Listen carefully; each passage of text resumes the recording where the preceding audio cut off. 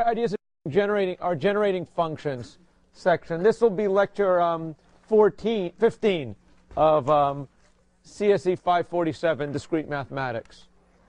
And I wanted to look today at a couple of different counting problems. Basically today what I want to look at are some counting problems that are again related to using generating functions. Okay, that by thinking of them as generating functions, you can sometimes find a different way to or a way to solve them that's slicker. Sometimes the way you solve it is you formulate a recurrence and you use generating functions to solve the recurrence. Other times you can sort of think of the recurrence itself in terms of generating functions, okay, or in terms of structures that come up a lot in generating functions, specifically things like convolutions. And I'm hoping that by the end of today, we'll get to some counting problems where convolutions are involved. Okay, any questions about a general strategy? What I'd like to do is to start out with just giving you a quick look at a counting problem that many of you have seen if you took an algorithms class, okay? Although you saw it in a slightly different context. The problem is this. Suppose, let's say, I give you a particular denomination, let's say 50 cents, okay? If I want to give you 50 cents change, okay, I can do it using half dollars, okay? I could use $1 coin, and that would be worth 50 cents. I could give you 2 quarters. I could give you 50 pennies. I could give you 45 pennies and 1 nickel. I could give you 40 pennies and 2 nickels. I could give you 40 pennies and a dime. Okay? I claim that there's lots and lots of different ways I can give change of a particular amount of money. Okay? And it's an interesting counting problem, okay, to see for a given coin, its denomination, how many coins do you need, and you have a particular set of denominations in your currency, and a particular, sort of dollar amount that you want to realize. How many different ways are there to realize these things as change? Now, how many people have seen this problem have ever seen this problem before? Okay, how many ways there are to make change? Anybody has anybody seen it before? Okay, nobody. Well, those of you who've seen it before, okay, saw it may have seen it when you were taking an algorithms class, okay, where there is a sort of popular dynamic programming algorithm to given n cents and a set of denominations, realize figure out how many ways there are to make that change for that. Okay? What I'm going to show you now is not the dynamic programming solution, but a sort of an analytical idea of how you use generating functions to compute this. Okay? By now, this actually may even look relatively elementary to you, but it may just be good for showing you a little bit more, again, concretely about what's going on with generating functions. Okay? So, one way that we can look at for it is we'll define a generating function to describe how many ways there are to make change from using a given set of denominations. Okay? So we'll define the P generating function to be all the ways that you can make change just of pennies. Okay? And as I think back to what we were, we saw this idea of sort of reasoning with generating functions when we were talking about the dominoes, okay? So we think about our generating functions as explicitly enumerating all possible ways that we can make change from pennies. Well, there's the empty change, meaning nothing. There's 1 penny. There's 2 pennies. This, I claim, is a generating function enumerating all ways you can make change just out of pennies. Correct? What if we wanted to build a function enumerating all ways to make change from just pennies and nickels? Okay? What I claim is the following is true. If n is going to be the way we make change from nickels and pennies, we could either use 0 nickels, okay, which would namely be the ways to make all change out of nickels using 0 nickels, is exactly the number of ways, the ways you can make it out of pennies, right? Or you could view it by taking 1 nickel and concatenating that to all possible ways of making change using pennies. Okay, correct? Or 2 nickels, or 3 nickels. My claim is we can define that if we want to define the way to make all change out of just pennies and nickels, if we know how to make it using pennies, by enumerating every possible subset of nickels, okay, and since nickels, 1 nickel looks the same as any other nickel, okay, I claim that a polynomial like this, okay, tells me how, enumerates all possible ways to make changes out of pennies and nickels. How many people agree with that, sort of see that this makes sense? How many people don't see what I mean at all? Okay, it's not a bad time to say that because I'm going to go in a little deeper. Okay, any questions? Question? Okay, first you show us the possible combination of using just pennies, and then you talking about you adding, concatenating the nickels. Concatenating the nickels in, right? Okay, so like we had the P for pennies. Is just that represents just 1 penny? No, this P represents the generating function of all ways to make change of pennies. This thing represents a penny. This represents 2 pennies. Okay, my claim is that all possible ways to if you want a polynomial representing all possible ways of making change of pennies, this is it, right? It's infinitely long. Can you make 1 billion cents worth of change out of pennies? If you have a big enough room, you can. Okay, but there's only one way to do it, right? You actually list 1 billion pennies. Pennies are interchangeable. Okay, P is going to be a shorthand for all possible ways of making changes of pennies. N is going to be a shorthand of making all possible ways of making change from pennies and nickels. Okay? You could do that once we have all possible ways of making change of pennies and nickels in front of us. Yeah, there's an infinite number of cases, but we can arrange them as we wish. That's a way to think about it. So let's push to the head of the line all the ones without any nickels. And then in another corner of the room, we'll push all the ones with 1 way of making nickel, with one nickel.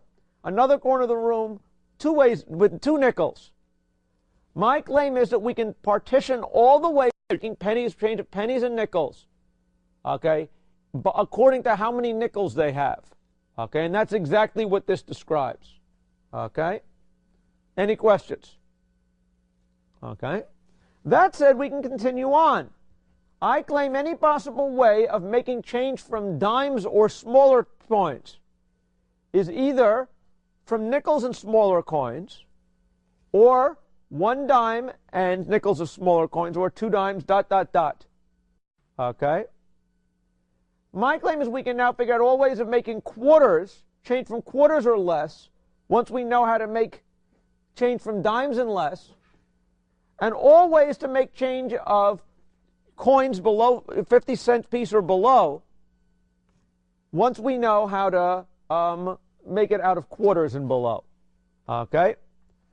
If we think of it this way, C is going to be a generating function for way of describing all possible ways of making change from the 5 denominations. Okay? Any questions? Okay? Should be here that if you actually do this, multiplication represents concatenation. It's explicitly constructing all possible ways if you multiply this thing out. Okay? So it gives you a way to construct them if you wanted it. Any questions?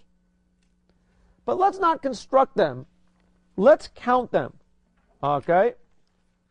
Let's now think about building a generating function which counts how many ways there are to make change of n cents, okay, using our required denominations.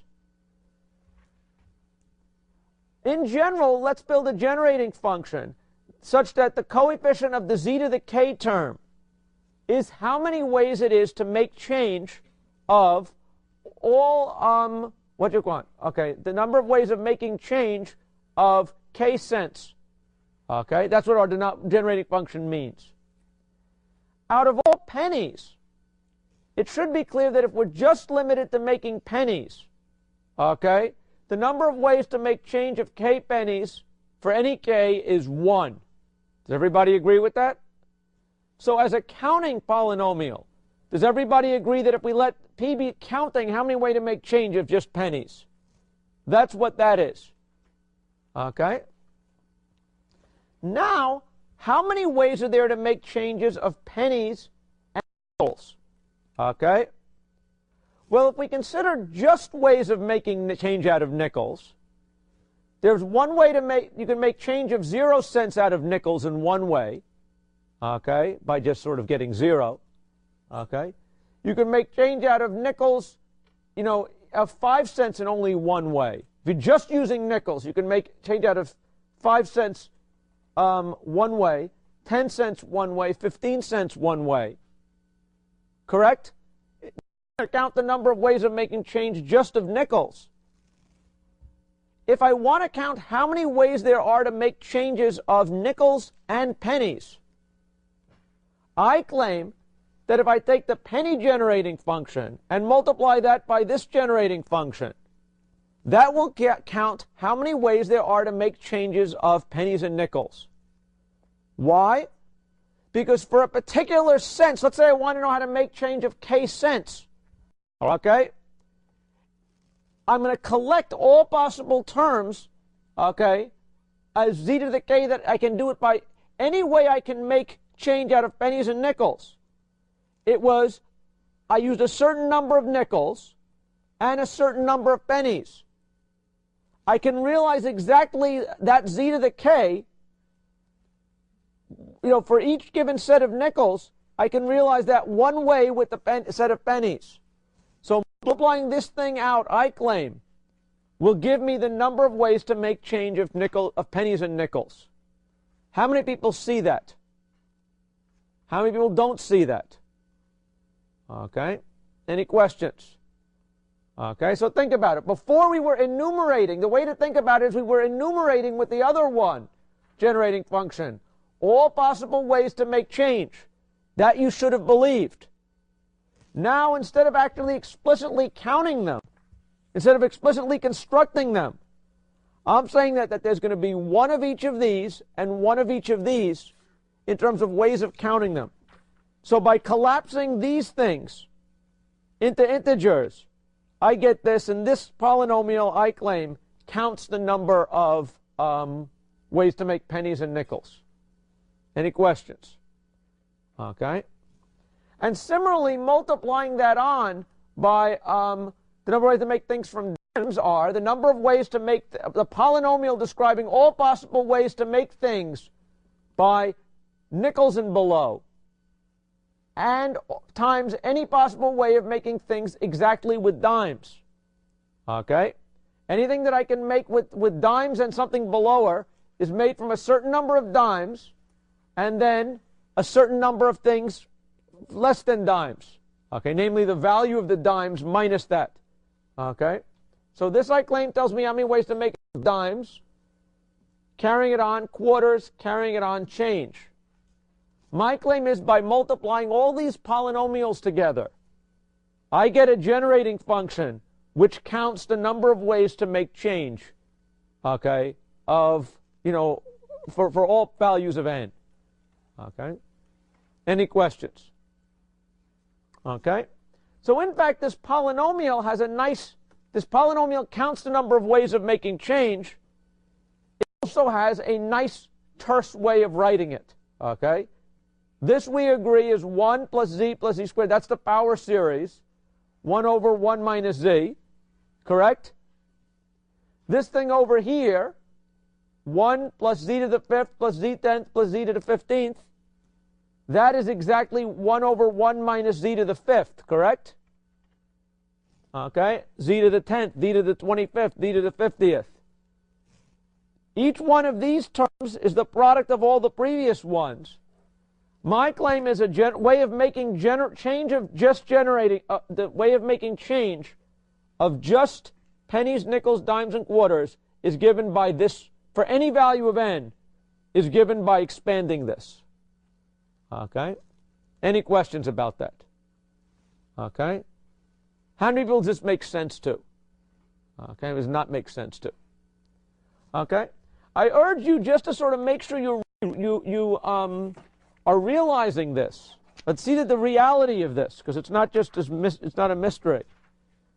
I went through in Mathematica, okay, and explicitly built the polynomial that you get by this. Okay, I think this is somewhere in your notes. Okay, what did I do? I wrote a little procedure, okay, which again, if you read Mathematica, it's here. If you don't, it's over here.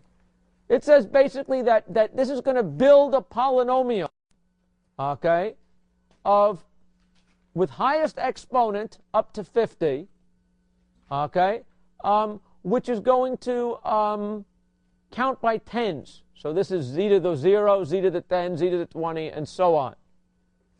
This here said all polynomial that counted up to z to the 50 by z to the 1, by z to the times z to the 5, z to the 10, z to the 25, z to the 50th. Okay, if you look at this thing, what I've done is I've constructed, counting by 50s, I get 1 and z to the 50, right? Counting by 25s, I get 1, 25, and 50.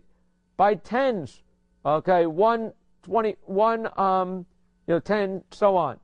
5s, 1, 5, 10. Pennies, 1, 2, 3, 4, all the way up to 50. My claim is if I multiply all of these polynomials out, what is the coefficient of the term going to be? Okay? It is going to be the number of ways that let's say, what's the coefficient of, I have z to the 10th here, the product here is equal to 4. Why is it 4?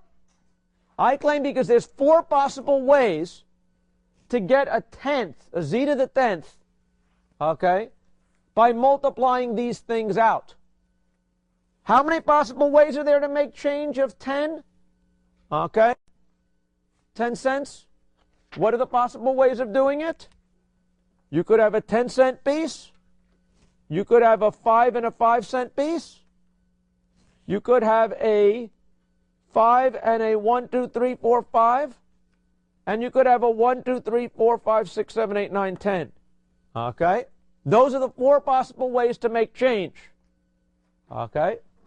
And lo and behold, if you look at the result of multiplying those polynomials, the coefficient is going to be exactly that.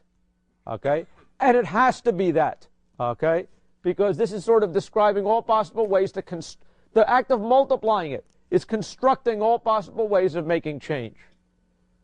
Any questions about that? Okay? If I multiply just these polynomials out, okay, if I look at this thing, I say that I have 49 ways to make change of 51 cents. Okay? Do we believe that? For 51? Or let's say in general, let's look at this. For 67, it says I have 81 ways to make change of that. Is that necessarily believable? Well, if you look at this thing, the way I constructed this thing is I only constructed the polynomials going out to 50 cents, right? I did not use infinitely long polynomials. Okay? So in fact, I claim that once you get beyond 50 cents, okay, because it may be that to realize something made out of, let's say nickels for 60, I need to know how many ways there are to make nickels 60 cents just from nickels. And that I didn't enumerate here. So because I truncated my polynomials, in fact, beyond 50, these are all going to be undercounts. Okay? But if I had expanded these things out far enough, it would be the right counts. Okay? And okay, any questions at this point? Okay? What you should believe is that it seems important to believe that the product of these guys will tell me the number of ways of making change of n cents, okay, assuming I use the infinitely long polynomials, or since having a term of z to the zillion isn't going to help me compute z to the 51, okay, because no term of z to the 51 is going to be a product of z to the zillion. I could strategically truncate it. and construct it that way. Any questions about this, about the generating? Should convince yourself of this just to sort of help you believe the basic mechanisms we're working under. Okay? Either it may be obvious to you, or if it's not obvious to you, I recommend you do that just to sort of get your head in the right place. Any questions? Maybe by looking and constructing some smaller examples and really convince yourself that that's right. Any questions? Okay, I'd like to carry on a little bit more, okay, on this change theme, to introduce another combinatorial object or structure that comes up a lot in number theory and in and in combinatorics. The idea of an integer partition. Okay, suppose, let's say, that we live in a, new countries seem to be being formed all the time if I read the newspaper, okay?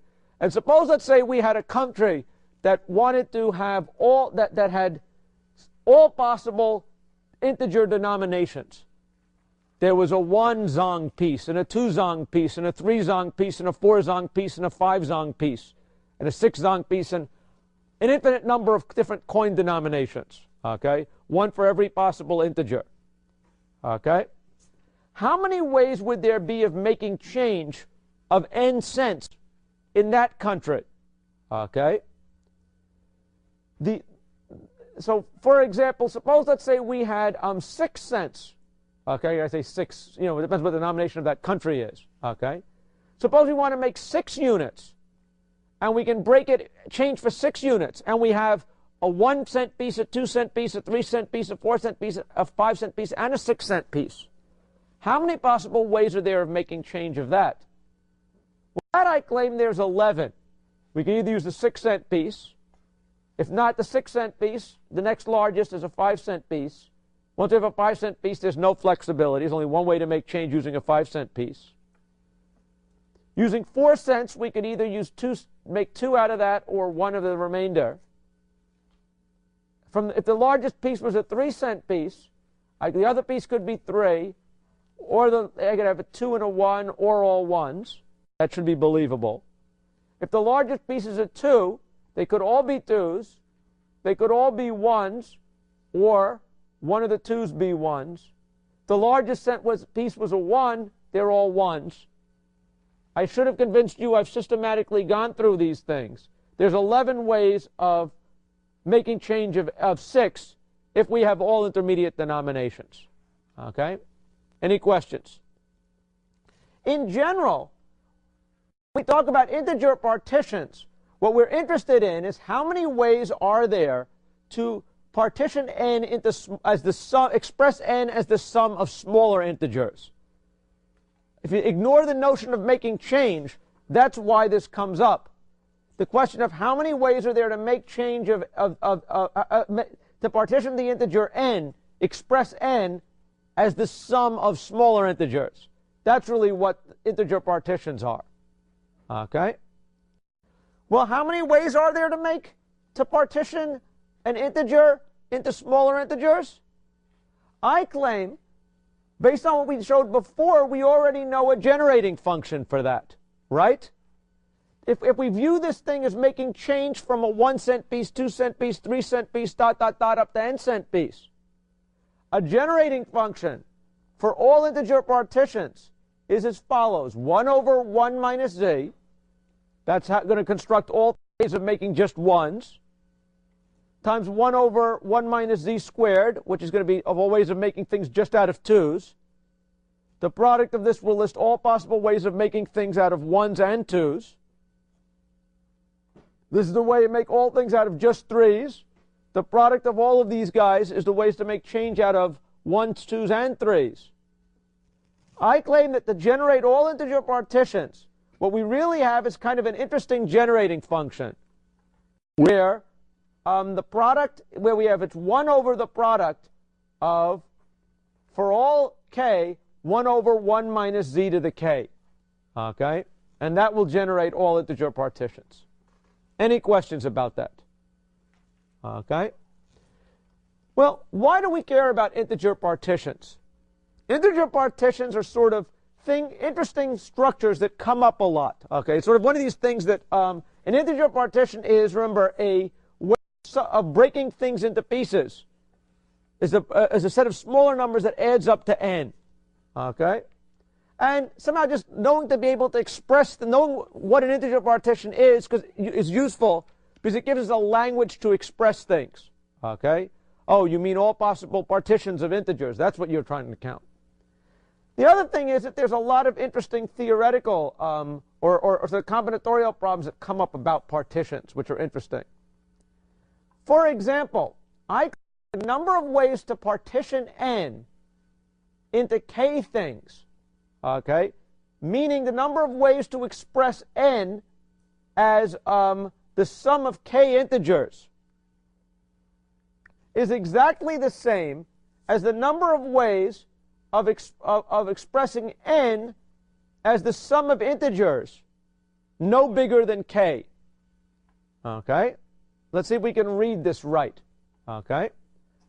My claim is that the number of ways of adding k integers up to n, k positive integers, okay, is the same as the number of ways of taking n, having a bunch of integers add up to n, whose largest part is k. Okay? Any questions about how many people sort of see what this means? How many people don't see what it means? Okay? A lot of people don't see what it means. What I'm claiming here is, let's take a look at something here. Let's count the first one. How many ways are there to partition n? Let's take a look at n. Let's say n equals 4.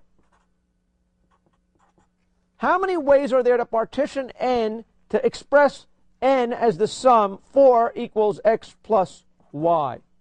Okay? How many different ways are there to do that? That means express n as the sum of two parts.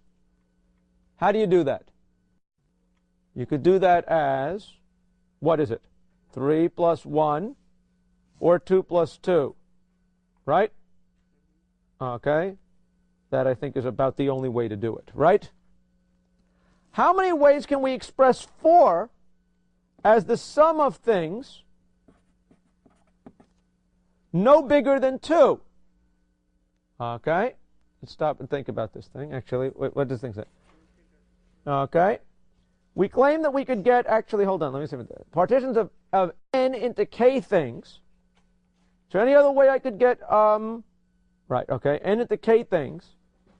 The number of ways to partition n into, okay, 4 into, express it as the sum of things with biggest part 2. Well, how could I do that? I could do that as 2 plus 2. Okay. I could also do that as, actually suddenly this is not working out.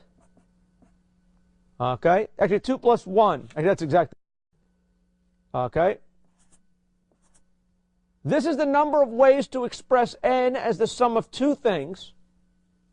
This is the number of ways to express n as the sum of things whose largest part is 2. Okay? Is there any other way to express n as the sum of things whose largest part is 2? No. Is there any other way to express n as the sum of two things? The answer is no. Okay, this number is equal to that number. Okay? Let's look at another example because that may be suspicious. Let's say n equals 5. Let's say I want to figure out how many ways can I express 5 as the sum of three things. Okay? How would I go about doing it? I could do it as 3 plus 1 plus 1, right? I could do it as 2 plus 2 plus 1, right? Is there any other way I can do that? Okay. I claim I can't do it any other way, can I? Okay. So what if I want to express 5 as the sum of as many things such that the largest part is 3? I could do that by saying 3 plus 2 or 3 plus 1 plus 1, right? Is there any other way I could do that? Okay. No. Once again, these two quantities seem to be equal. Okay? How many people see what the two quantities are? How many people don't see what the two quantities are? Okay? Or questions about any of them? What's interesting is, I claim that these two quantities are always equal. Okay? And they're easily shown to be always equal by using sort of a graphical representation. Okay? Let's count dots. Okay? Let's say that here, okay, I have a partition, okay, of, what you call it? Here I have 26 dots, okay, where I have this, I want to have this thing describe a partition. How can I make this a partition of 25? Well, if you look at it, the first one has 1, 2, 3, 4, 5, 6, 7, 8 dots. The second thing is 6 dots, 4 dots, 4 dots, 3 dots, 1 dots. My claim is any partition, if you give me a partition of a number, an integer partition, I can express it as one of these dot pictures by simply writing down the number, sorting the pieces from biggest to smallest, and writing down the number of dots that I use. Okay? What is the dot picture associated with, let's say, the partition 5, 3, 2, 1, 1? What's the dot picture with that? Well, 5 dots, 3 dots, 2 dots, 1 dots, 1 dots. Right? Any questions about that? How I go from partitions to dots? Okay? Now suppose, let's say, actually this is sort of a bad one. Let's make this 2 dots, just because I want to make it a little less confusing. Okay? Now suppose, let's say I read my dots the other way around. Okay? Right now this was 5, 3, 2, 2, 1. Suppose I read it the other way around. 5, 4, 2, 1, 1. Okay? What does the sum of these integers add up to? Okay? Is it different than the sum of these integers? Okay? Better not be. Why? Because this, I basically am counting each dot once in building it and once in adding them up the other way, right? So what's interesting about one of these dot pictures is I could read one of these dot pictures in any one of 2 different ways. Okay? How many people are completely lost by now? Okay? How many people are sort of following the dot pictures? Okay, most people. Good. Okay? So what's interesting here? By transposing, okay, a dot picture, okay, I can convert one integer partition to another one, right? Now, what was the result that I was trying to prove here, or claim here? My claim was that the number of partitions of n into k things was the same as the number of partitions with biggest part k. Well, why might that be true? Okay? If I look at this thing, here I have 6 parts, largest part 8. Correct? That's a way to think about this thing. Now suppose I read it down instead of the other one. I could also read this thing as 8 parts, largest part 6. Correct? Each partition of the original one, each partition of this number into k parts with largest part 8, by just looking at it the other way around, gives me a partition of this into that many parts with largest part this. Correct? So what I claim I've just proven is that these two things have to be equal to each other. Okay? By just sort of using a combinatorial argument that says that every one of these guys corresponds to exactly one of these guys. Okay? And I have a one-to-one mapping between elements of this set and elements of that set. That's really what I just did. I've established a bijection, okay, which is just a fancy one-to-one mapping between the elements of the set of partitions of n into k things into the set of partitions of n with biggest part k. Therefore, if there's a one-to-one mapping between these guys and that, there have to be the same number of elements. Okay? And thus we've proven that the number of those things equals that things. Any questions? Okay? The theory of integer partitions is interesting because there's all kinds of identities like this that shows that by looking at things in a slightly different way, one class of objects is really the same as the other class of objects. Okay? And that's what's an important thing to be able to think about when you see these guys. Any questions? Okay? One other thing about integer partitions which is kind of interesting, just while I'm on the subject. Okay? I find integer partitions very interesting. Okay? I don't know if you guys do or not. But the question of how many integer partitions there are. Okay?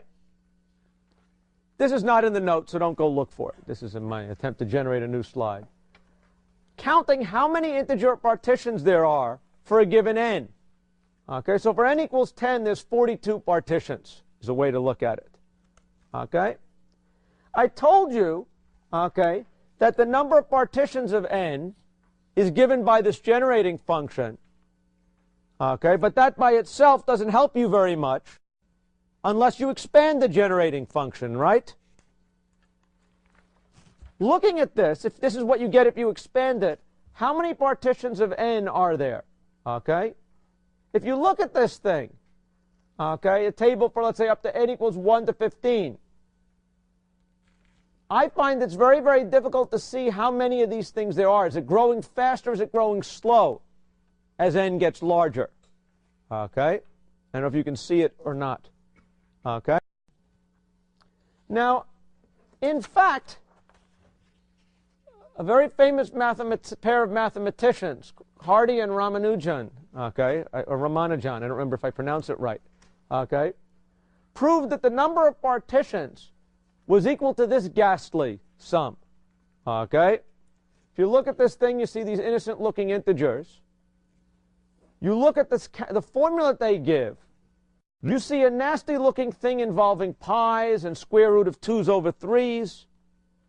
How on earth could such a thing come up? Okay, looks like a magic. Okay? Now, in fact, trying to prove such a thing is well beyond the scope of what we're going to do here. Okay? But maybe it shouldn't be so. What I'm trying to show is that you won't see, look at this thing. You won't see it looking so incredibly unusual. If you think back to the fact that here is a generating function that counts the number of integer partitions. If you want to count the number of partitions, what you really need to do is simply expand this generating function into other things. That's really what this is doing, correct? Now, when you expand it, okay, we saw when you took calculus or Taylor series and things like that, that a lot of series summations, pi can be expressed as a Taylor series, right? Okay? Any irrational, or the irrational numbers can be expressed as Taylor series. Okay? In principle, at least, I now feel better knowing where this thing comes from. Okay? You've got this complicated generating function to expand. It's not surprising that some of these weird things that come up when you have Taylor series approximations can possibly fall out of doing these kind of things. Okay? Any questions about that? Okay? I don't want to dwell on this. You don't have to memorize this equation or anything like that. But I want you to look at it. And how many people have ever heard of the mathematician Ramanujan? Okay? A lot of people. Okay, am I pronouncing it right, or is it, what is it? The first time you pronounce it like Ramanujan. Okay, I pronounce it differently each time to make sure I get it one way. Ramanujan, okay? He's a very, very famous story in mathematics. I don't know if any of you have ever heard of this guy. He was this fellow in India, untrained in mathematics, but an unbelievably brilliant fellow, okay, who got one math textbook. It was a poor place. They only had one math book, okay, and it didn't give the proofs. So he figured out everything on his own or whatnot, and discovered very strange-looking identities like this, okay? And working by himself, he then sent this to all the famous mathematicians of his day, saying, look at these things I discovered. And if I had gotten such a package, okay, I would have immediately dropped it and run, okay? What is this, okay? Well, what was interesting is he did send it to one mathematician who looked at it and actually said, this is so amazing looking, he couldn't possibly be faking this, okay? Because who would think to fake such weird expressions, okay? And in fact, they worked together for several years and developed some really amazing number theoretical type results, okay? Before, actually, unfortunately, he died at a very young age. He died in, I believe, 1920, okay, at the age of like 33. So he's an unbelievably, possibly one of the most brilliant mathematicians of all time. But came from a weird background and died young. But all he left us behind a bunch of expressions like this, okay? And this is probably the first, maybe the only time you'll ever see an expression that would have come from him, okay, and sort of appreciate it a little bit, okay? And so I just wanted to point that out, okay, as to he worked a lot in somehow the theory of, basically the theory of generating functions, if you want to think of it that way. I just wanted to point that out. Any questions about Ramanujan or anybody else? Okay? Interesting fellow, and if you ever get a chance to read about his history, I encourage you to do so. Any questions? Okay, good. Okay, I'd like to continue now counting different kinds of objects. Okay, and let's start counting something related to doing with graphs. Okay, the last part of the semester, we're going to talk a lot about graph theory. Okay, and what I'd like to do now is to talk about some counting problems that arise on graphs. Okay, what is a graph? Well, a graph is a system of vertices and pairs of vertices. Okay, so here we have what I will call a graph. A graph is defined by vertices. Here there are 1, 2, 3, 4, 5 vertices. And pairs of vertices will draw an edge between. Okay, and so here there's a graph that has 1, 2, 3, 4, 5 vertices and 1, 2, 3, 4, 5, 6, 7 edges. Okay? Any questions? So when we talk about a graph, we mean a system of vertices and edges. Okay? We don't mean stock market type graphs that go up and down. Okay? Any questions? Okay. Let's talk about a specific class of graphs, which we'll call fans. Maybe I'll zoom this thing in a little bit. Okay? A fan is a special kind of graph made on n plus 1 vertices, okay, and 2n minus 1 edges, okay, such that one vertex has degree n. When we talk about graphs, the degree of a vertex is the number of edges adjacent to it, right? So the degree of this vertex is 4, 1, 2, 4. The degree of this vertex is 2. The degree of that vertex is 2. The degree of this vertex is 3, and the degree of that vertex is 3, right? So by the degree of a vertex, we mean how many edges there are adjacent to it. When I talk about a fan of defined on n minus 1 plus 1 vertices, I'm talking about the very specific graph of the type you have one vertex that's connected to everybody else, and everybody else is ordered in a line, if you want to think of it that way, okay? Such that we have this vertex is adjacent to every vertex on the line, okay? Any questions about what I mean by a fan? Okay? It's sort of a fan of this particular type. What does a fan of degree 3 look like? Okay? Well, a fan of degree 3 would mean I have 3 vertices on a blade. That's a fan of degree 3, right? And a fan of degree is made by adding one of those guys to it. Correct? Any questions? What is a fan? Is it a fan of degree 3? A fan of degree 2 looks like that. Okay? Any questions? Okay? And a fan of degree 1 is pretty simple. It's that. And a fan of degree 0 would just be that. Okay? Any questions? Okay. What I want to now do is to count a structure in fans called a spanning tree. Okay? And see how many spanning trees there are. What is a spanning tree?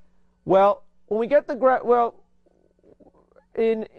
we say that a tree is a special kind of graph where on n vertices you have n minus 1 edges, okay, and it's connected.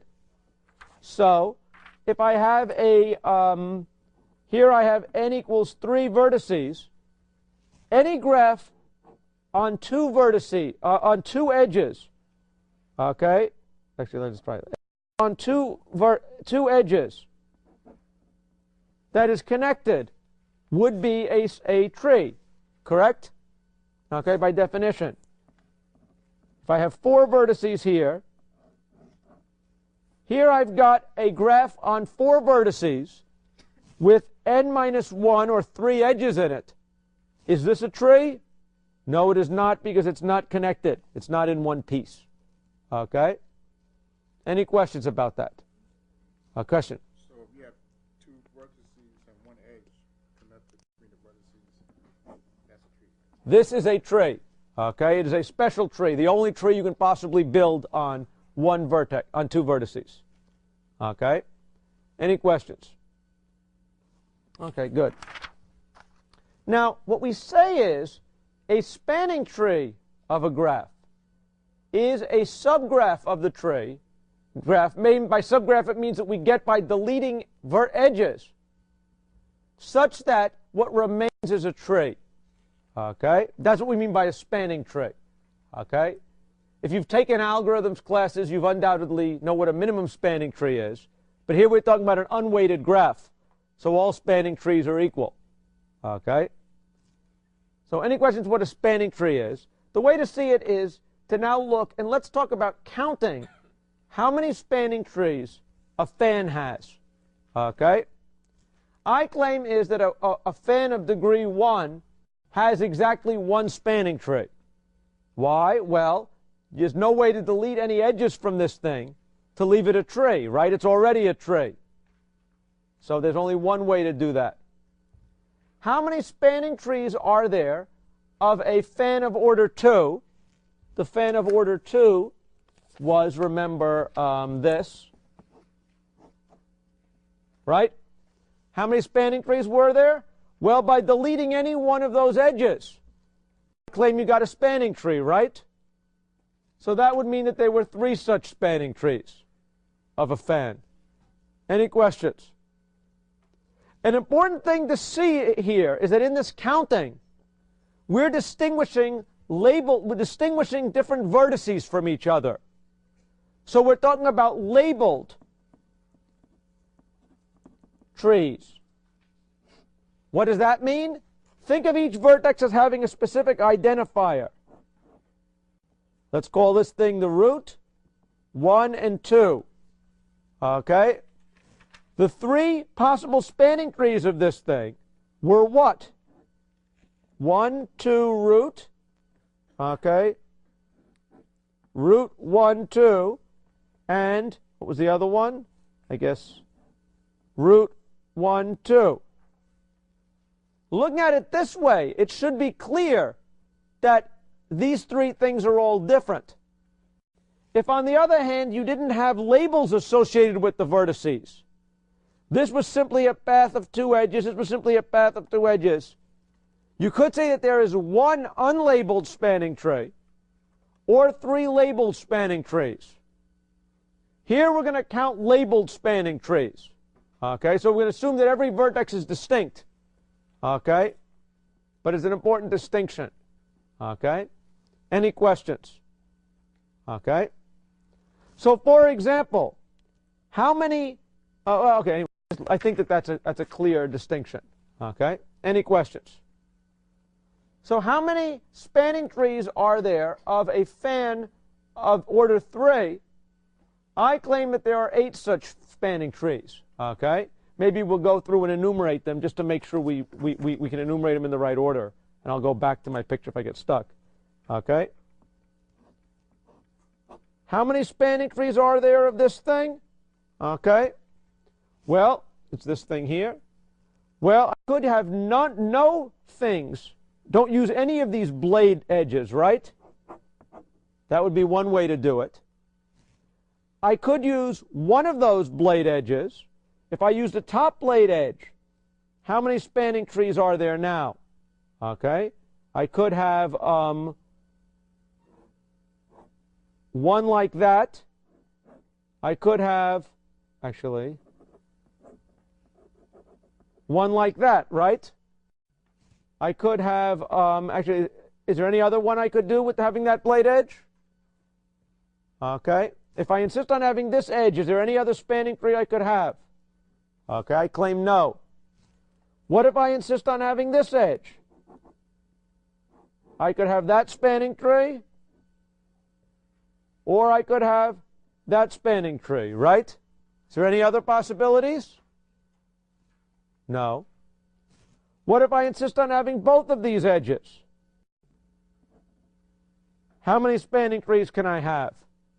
Okay, I could have this one, or that one, or that one. Correct? So I claim I can have 1, 2, 3, 4, 5, 6, 7, 8 different spanning trees. Okay? How many people agree that there's 8 of them? Okay, that's good to see. Okay? So in general, I claim for a given value of n, we can ask ourselves how many spanning trees there are of a fan of order n. Okay? Any questions? It's now a well-defined problem, and we now know how to do it. Okay? So how would I proceed with such a counting problem? My first way is, of course, I would, for small values, construct them to make sure I know what I'm doing. Then my usual technique would be to try to formulate a recurrence. Okay? How could I do such a thing?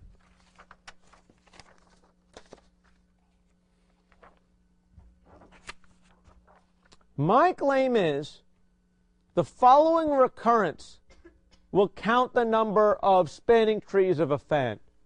Okay, what is it? Well, let's think about what happens if I'm trying to come up with a recurrence. The idea is I want to try to find a way to make it smaller and have it count in terms of something smaller than it. Okay? If I have n plus 1 n vertices here, how can I make it smaller? Deleting the root I can only do once, so that's not the one that I'm going to want to think about. Let's say I consider what happens with the top vertex. How many spanning trees are there of this thing? The first thing to note here is if there is no diagonal edge at the top, then I claim the top vertex has to be connected to its neighbor. Okay? Correct? In order for it to be connected, this guy only has a degree of 2, right? So if I don't have this edge going to it, that means I do have to have that edge going to it, right? Once I have this edge going to it, okay, I claim that any spanning tree on this, okay, is going to be a spanning tree of the fan, the full fan, right? Because this vertex, in order for it to be a spanning tree, everything's got to be connected and there can't be any cycles. If I have one edge going, only one edge in my spanning tree to this is not going to be involved in a cycle. And if I have a spanning tree on the rest of it, okay, I claim that this is going to have to be connected. So my claim is that if there are f sub n fans, spanning trees of a fan of order n, there are f of n minus 1 spanning trees where the top vertex is not connected directly to the root. How many people see that and agree with it? Okay, good. How many people don't agree with that or don't see it? I want to explain it again. Okay? So now we know that there is, in fact, a spanning tree, an edge. The number of spanning trees of these fan can be broken into those which contain the top diagonal and those which do not contain the top diagonal, right? Suppose it does contain the top diagonal. What else does the spanning tree look like? Well, I claim it's going to look like, okay, up to some point, I'm going to have a walk down the spine, if you want to think of it as the fan, the blade of the fan. Okay? It could be that I have a tree that looks like that the top part that this is connected to has nothing down there. It could be connected to one vertex. It could be connected to two vertices. My claim is that in any span tree of this span, okay, the thing that I'm going to be guaranteed is if I have that top edge, I'm then going to have some chunk of vertices from the top without any other diagonals, edges going from the root to any of these other vertices. Why do I know that there can't be another diagonal from here to any of these vertices? Because it would create a cycle, right? So let's count the number of ways to make a spanning tree of this thing by saying how many ways are there to finish in the case of all of these guys. If I insist on it being, if let's say that the top vertex is not going to be connected to any of it, it's one below it, I claim that there's f of n minus 1 ways to finish the spanning tree. Correct? How many people agree with that? Okay. If I go down one more, now I've got two vertices taken care of. This is now an independent problem of size f of n minus 2. Okay? F of n minus 3, dot, dot, dot. Until finally we go all the way down. Now there's no way to finish. Okay? Basically meaning that it's a complete spanning tree by itself.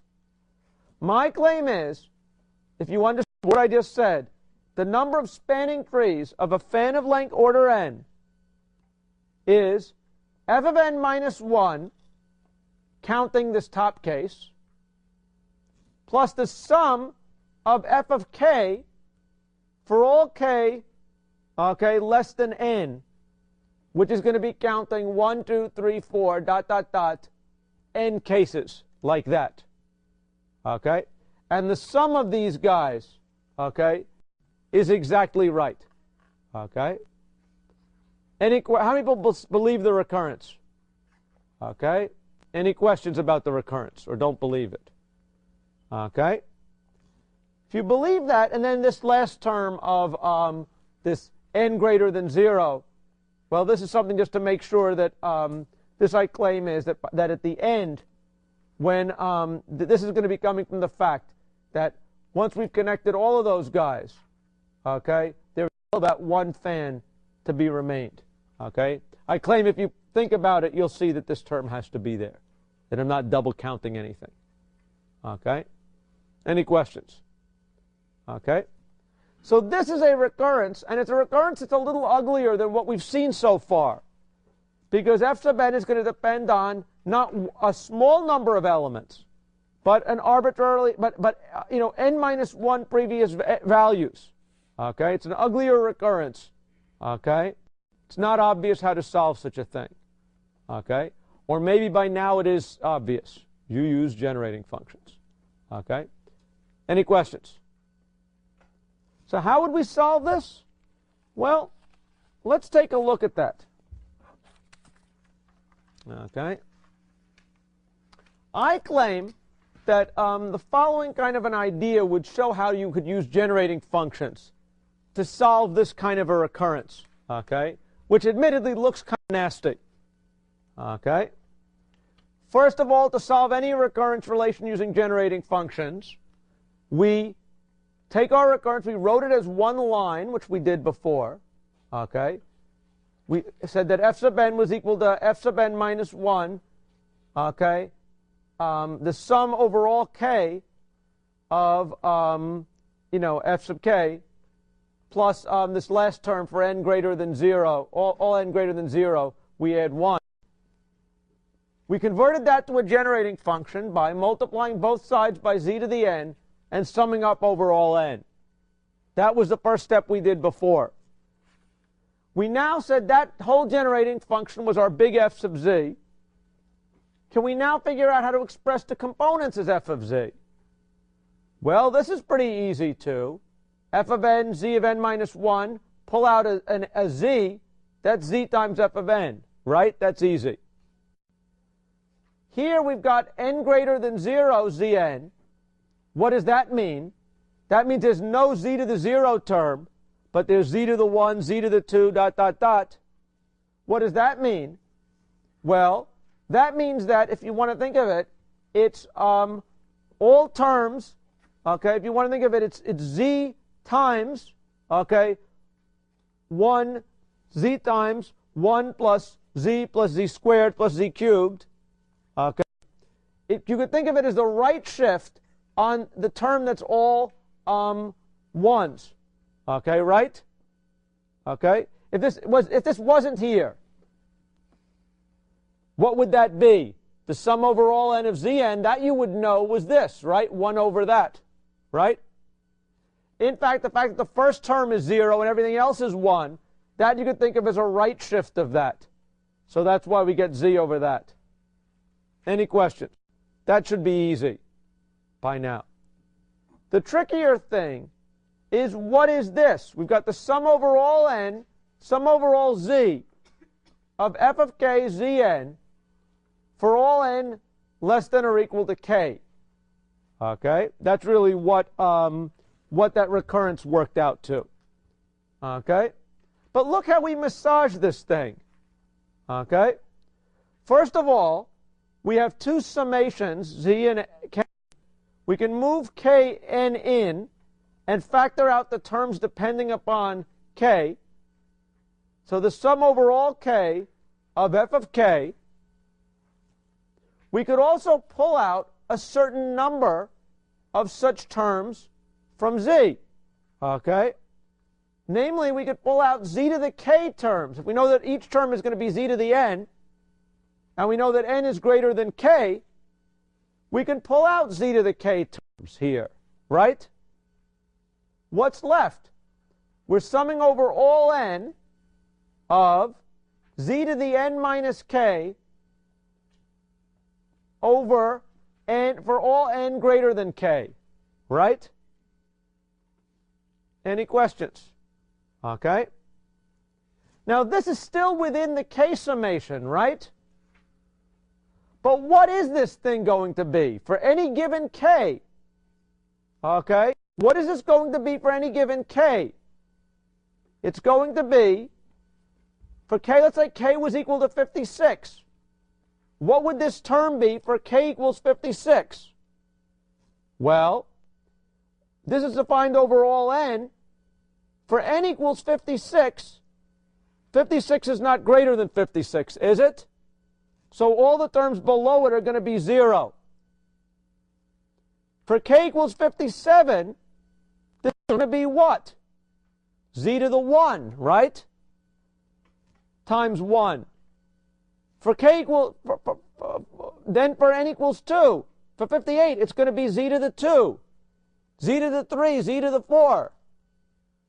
My claim is for any fixed k. Okay? This is going to be equal to, okay, the sum over, if you want to think of just writing what this term is, this term for any fixed k could be rewritten as, if we zoom it in, the sum of, a way to think of it as, we could think of this as the sum of z to the k for k greater than 0. Okay? Or z to the n. Let's just think about it this way. It doesn't, I don't want to get too confused. Let's come back here and do it like this. This thing I claim is for any given value of k could be thought of for all j greater than 0 of z to the j. Okay? Why? Because it's counting that exact thing. Think about what it's doing for any given value of k. Okay? We're now summing up over all n. Okay? The terms below k got wiped out, but there's still an infinite number of them above. So this, I claim, this term in here is nothing more than z plus z squared dot dot dot z, z to the n dot dot dot. Okay? Any questions? And if you believe that, then this thing is also going to be, since this is the power series starting from z squared dot dot dot, this is again going to be the shift of 1 over 1 minus z. How many people sort of see it? How many people don't see it? Okay. Any questions? Okay. What's interesting then is if you believe it, okay, we're now to the point where we've got a simple problem just like anything else. We say f of z is equal to, this over here is what z times 1 over 1 minus z. This is not dependent upon k that can anymore. That can now be factored out. Okay, and now this is just going to be sum over k of fk zk. That's exactly the definition of f sub k. Let me zip it down a little bit. Okay, so we've got f of z equals f of z times z over 1 minus z, zf of z. We can solve for f of z by doing algebra, and lo and behold, we get a polynomial, a ratio of polynomials, just like we had before. Okay? Last class we showed how to expand that. Okay? Assuming it still works, we still can expand that. Okay? And so in principle you now know how to solve this recurrence. Okay? If you look at it a little bit more cleverly, okay, in fact you could notice that this recurrence relation looks a lot like that of the Fibonacci numbers. I mean, this closed form looks a lot like the Fibonacci numbers. Okay? And in fact, what it means actually is that, in fact, the number of spanning trees of the nth fan is equal to the number of Fibonacci, is a 2nth Fibonacci number. Okay? I would not have seen this, actually, if you were asking me. Okay? But on the other hand, from here, I knew how to expand it. Okay? And so, lo and behold, I could get the closed form for this. Okay? What do I mean? Let's take a look at this thing again. Here we had the sequence 1, 3, 5, 8. The Fibonacci numbers, remember, were 0, 1, 1, 2, 3, 5, 8, 13, 21, 34. Okay? This says basically we're keeping every other one. The number of spanning trees of a fan of size 4 is going to be 21. Any questions? Okay. That is, again, would be sort of an exercise on what we've done before. Let me show you another way we could count the number of spanning trees of a fan. Okay? And this is going to get us into our ideas of counting things by convolutions. Okay? Is to take a look at a different way of counting how many spanning trees there are. Okay? And that's to observe the following. Suppose I ask you, how many spanning trees are there of a fan where the first vertex is left is going to be alone? Obviously, it's going to connect the fan. We could think of it as we take the original line, this sort of run of all the n vertices. Suppose that a certain number of those edges were deleted, meaning that they don't appear in the spanning tree. How many spanning trees are there that can be built by completing this graph? Okay? Meaning I want to now know how many spanning trees are there that I can get by connecting the root to these chunks, okay, so as to create a spanning tree. This first chunk has 2 vertices in it. The second chunk has 3. The next chunk has 2. The next chunk has 1. How many spanning trees can be formed by creating these guys? Okay? I claim you can do it by multiplying the size of these chunks. Okay? Let's think about it this way. Suppose there is only one piece here. Okay? Suppose we have of the type. I want to know how many spanning trees can be made completed by connecting this to 1, 2, 3, 4, 5, to this thing. I claim I could create n of them, right? Because I could connect this guy to any one of them. Okay? What if, on the other hand, I want to know how many spanning trees there can be created by connecting this guy to the broken piece? How many edges will I have to add to do that? 2. Okay? How many choices do I have for the top edge? 3. And for the bottom edge? 2. My claim is that there are 6 possible spanning trees I could make to finish the job up. Correct? Okay. So what does that mean if we any questions about that? Okay. If we generalize that, what do we know? Okay.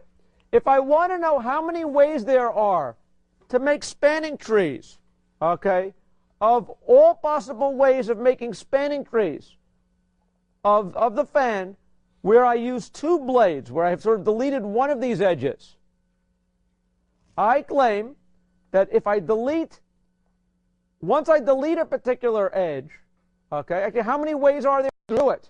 How many ways are there going to be spanning trees? Are there going to be of, let's go back and do it this way.